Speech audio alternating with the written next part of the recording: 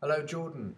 This is the first time I've ever given you any formative feedback. This is generally the structure in which I give it to you. Okay, so halfway through a project, generally I give you feedback on specific assignments. Unfortunately, with this one, I haven't been able to do that because there was an issue with your website page, but that's been finally sorted out, so I can access that footage. So I'm just going back and just making sure that you still have some feedback that you can refer to when you move into the final project. So anything that refers to here, essentially think like, oh, okay, this is a standard I was working at. Now,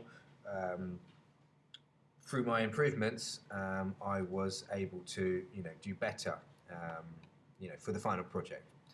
I might be talking complete nonsense right now. I can't remember, but I've done so many of these, so just bear that in mind. Okay, all right. So we're looking at the contextual report, and we're doing this the idea that you haven't yet completed the film itself, and you're just looking at the context. Nice picture, I like it. Okay, so you were asked to produce in your groups. You were asked to produce. No, not in your groups, individually, a formal research report into other works, surrealist works, to include literature, television, music, film, and art, and all included sources will be displayed using the Harvard referencing system. Okay, so you got Harvard reference here. You got Harvard reference here. Harvard reference, not a Harvard reference. Slightly inconsistent. Either way, all of these Harvard references should be at the bottom. And then for in-text citations, you should have the author's name and the year in which it was published there. Okay? And then, so for example, if you've got a direct quote or an image or something like that, you would have it very, very close. Sorry, a direct quote, you should actually refer to it in the actual written work, for example. Meanwhile, artsy describes it as being blah, blah, blah. You did it there. But is there a reference for artsy? Yeah, there it is. But it's not a Harvard reference. Okay, oh, there it is. Okay, underneath.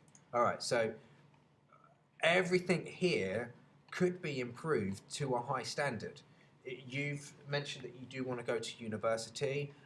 Just bear in mind that when you get to that stage and you're doing these sort of essays for university, which, like it or not, it makes up the bulk of your assessment, you will be marked down on things like improper use of Harvard referencing systems, which they will require.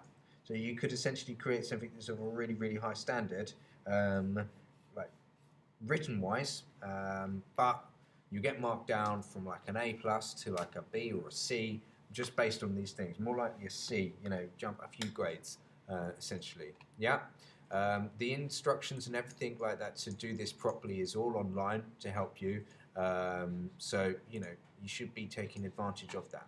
Okay. But either way, well done for what you have done. It does look like a nice piece of work. Okay. You are actually like writing at a high level. It's great that throughout the whole thing you're speaking in your own unique voice. I don't necessarily feel like you have plagiarized at all when creating this. Okay. So yeah, bear that in mind. There is obviously things that you need to improve upon, but when it comes to spelling, punctuation, and grammar, I can't really see any. Nothing really comes across as wrong or to be improved. If anything, though, the paragraph structure is completely off. Large paragraphs, no need for these to be in small paragraphs. It could be larger paragraphs. And when you get down to it, this could all fit onto a lot less pages. Okay. Also, think about the way in which these are attached. So, for example, if I was to go wrap text, if I was to go through or something like that, I could actually fit it in with my writing as well. It's going to look a lot better. Okay, so just bear that in mind.